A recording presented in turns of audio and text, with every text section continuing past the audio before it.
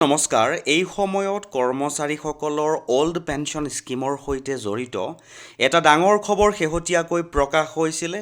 বৰ্তমান সময়ত কৰ্মচাৰীসকলক অল্ড পেঞ্চন দিয়াৰ ওপৰত চৰকাৰে শেহতীয়াকৈ স্পষ্টীকৰণ এটা প্ৰকাশ কৰিছে।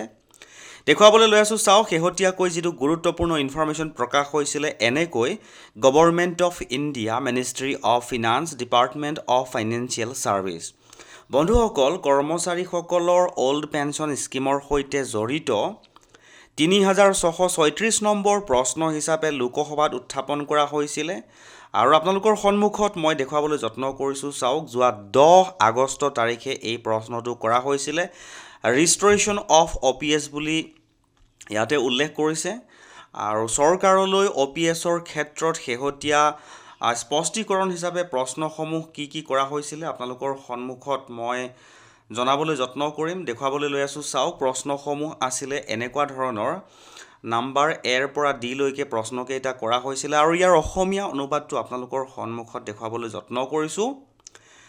বিত্তমন্ত্ৰী মহোদয়ে অনুগ্ৰহ কৰি জনাবনে, কেন্দ্ৰীয় আৰু ৰাজ্য চৰকাৰৰ কৰ্মচাৰীসকলৰ মাজত পুৰণি পেঞ্চন আঁচনি OPS পুনৰ প্ৰৱৰ্তনৰ দাবী বৃদ্ধি পোৱাৰ পৰিপ্ৰেক্ষিতত কেন্দ্ৰীয় চৰকাৰে গ্ৰহণ কৰা চৰকাৰী স্থিতি, বিত্তীয় হিচাপ নিকাচ আৰু নীতি সম্পৰ্কীয় বিশ্লেষণ কি?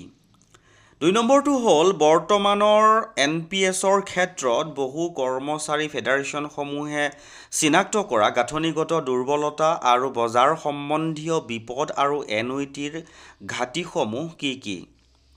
৩ নম্বৰটো হ'ল, ৰাজ্যসমূহৰ বিত্তীয় অৱস্থাত অতিৰিক্ত বোজা নপৰাকৈ কৰ্মচাৰীসকলৰ বাবে মুদ্ৰাস্ফীতিৰ সৈতে সংযুক্ত ন্যূনতম নিশ্চিত পেঞ্চন প্ৰদানৰ উদ্দেশ্যে NPSত সংশোধন আনিবলৈ কোনো উচ্চ পৰ্যায়ৰ পৰ্যালোচনা সমিতি গঠন কৰা হৈছিল নেকি? যদি হৈছিল তেন্তে সেই সমিতিৰ প্ৰতিবেদনৰ বৰ্তমান স্থিতি কি? ঘ নম্বৰ অৰ্থাৎ ডি নম্বৰটো হ'ল, বৰ্তমানলৈকে pension fund regulatory and development অথৰিটিৰ অধীনত কেন্দ্ৰীয় চৰকাৰৰ কৰ্মচাৰীসকলৰ অৱদানৰ পৰা সঞ্চিত হোৱা মুঠ পেঞ্চন কৰ্পাছ বা সম্পদৰ পৰিমাণ কিমান? 4টা গুৰুত্বপূৰ্ণ প্ৰশ্ন বুলি ক'ব পাৰি। বৰ্তমান সময়ত কৰ্মচাৰীসকলৰ হৈ লোকসভাত প্ৰশ্ন উত্থাপন কৰা হৈছিলে আৰু চৰকাৰে যথোজথ হিচাপে ইয়াৰ উত্তৰসমূহো প্ৰদান কৰিছিলে। বৰ্তমান সময়ত কৰ্মচাৰীসকলক অল্ড পেঞ্চন আঁচনিৰ বিষয়ে চৰকাৰে কি চিন্তা চৰ্চা কৰি আছে, সকলো সবিশেষ তেওঁলোকে স্পষ্ট কৰিছে বৰ্তমান সময়ত আৰু আপোনালোকক মই চৰকাৰৰ ফালৰ পৰা যিখিনি উত্তৰ প্ৰকাশ হৈছিলে দেখুৱাবলৈ যত্ন কৰিছোঁ। গোটেইকেইটা প্ৰশ্নৰ উত্তৰ চৰকাৰে এটা উত্তৰতে দিবলৈ তেওঁলোকে চেষ্টা কৰিছে। উল্লেখ কৰিছে চৰকাৰৰ ফালৰ পৰা যে চৰকাৰে অল্ড পেঞ্চন স্কিমৰ পৰা আঁতৰি আহিছিল কাৰণ এই আঁচনিয়ে চৰকাৰী কোষাগাৰৰ ওপৰত অসহনীয় বিত্তীয় বোজাৰ সৃষ্টি কৰিছিল। ৰাজ্যসমূহত OPS পুনৰ প্ৰৱৰ্তন কৰা বা নকৰাটো সম্পূৰ্ণৰূপে সংশ্লিষ্ট ৰাজ্য চৰকাৰৰ নীতি নিৰ্ধাৰণৰ বিষয়।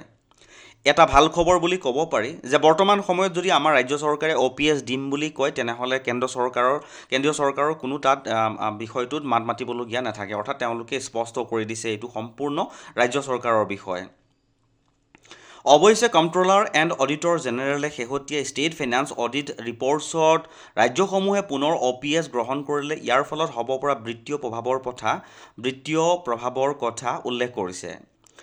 NPSত হৈছে ডিফাইণ্ড কণ্ট্ৰিবিউশ্যন বেছ স্কিম অৰ্থাৎ অৱদান ভিত্তিক পেঞ্চন আঁচনি। সশস্ত্ৰ বাহিনীৰ সদস্যসকলৰ বাহিৰে 1 জানুৱাৰী 2004 বা তাৰ পাছত কেন্দ্ৰীয় চৰকাৰৰ চাকৰিত যোগদান কৰা কৰ্মচাৰীসকলৰ বাবে NPS প্ৰৱৰ্তন কৰা হৈছিল। এই কৰ্মচাৰীসকলৰ পেঞ্চন সুবিধা অধিক উন্নত কৰাৰ উদ্দেশ্যে NPSত পৰিৱৰ্তন আনিবলৈ তদানীন্তন বিত্তীয় সচিবৰ অধ্যক্ষতাত এখন সমিতি গঠন কৰা হৈছিল। সমিতিখনে বিভিন্ন অংশীদাৰৰ সৈতে আলোচনা কৰাৰ পাছত আগবঢ়োৱা পৰামৰ্শ ভিত্তিত ইউনিফাইড পেঞ্চন স্কিম ইতিমধ্যে 1 এপ্ৰিল 2025 পৰা NPSৰ এটা বিকল্প হিচাপে প্ৰৱৰ্তন কৰা হৈছে। UPSৰ মূল উদ্দেশ্য হৈছে NPSৰ অধীনত থকা কেন্দ্ৰীয় চৰকাৰৰ কৰ্মচাৰীসকলক অৱসৰৰ পাছত মুদ্ৰাস্ফীতিৰ সৈতে সংযুক্ত নিৰ্ধাৰিত pension inflation link defined benefit প্ৰদান কৰা। এই আঁচনিসমূহৰ চৰ্ত পূৰণ কৰিলে প্ৰতি মাহে ন্যূনতম 10,000 টকাৰ পেঞ্চন নিশ্চিত লাভৰ ব্যৱস্থা আছে। আৰু শেষত কৰ্মচাৰীসকলৰ কথা তেওঁলোকে উল্লেখ কৰিছে যে কেন্দ্ৰীয় কৰ্মচাৰীসকলে NPS কৰ্পাছটো কিমান হৈছে, বৰ্তমান সময়ত 3.65 লাখ কোটি টকা জমা হৈছে বুলি তেওঁলোকে উল্লেখ কৰিছে। কিন্তু কেন্দ্ৰীয় চৰকাৰৰ পৰা এটা ভাল খবৰ বুলি ক'ব পাৰি, শেহতীয়াকৈ তেওঁলোকে যিটো স্পষ্ট কৰিছিলে লোকসভাত যে যদি বৰ্তমান সময়ত ৰাজ্য চৰকাৰসমূহে তেওঁলোকৰ কৰ্মচাৰীসকলৰ বাবে যদি OPSৰ প্ৰৱৰ্তন কৰে, তেনেহ'লে কেন্দ্ৰীয় চৰকাৰৰ ইয়াত কোনো ক'ব লগা নাই বুলি তেওঁলোকে স্পষ্টীকৰণটো বৰ্তমান সময়ত প্ৰকাশ কৰিলে। আৰু এটা অতি গুৰুত্বপূৰ্ণ ইনফৰমেশ্যনৰ বিষয়ে অৱগত হোৱাৰ লগে লগে আপোনালোকক শ্বেয়াৰ কৰিলোঁ। ইনফৰমেশ্যনটো যদি ভাল লাগিছে তেনেহ'লে আপুনিও এবাৰ শ্বেয়াৰ কৰি দিব বুলি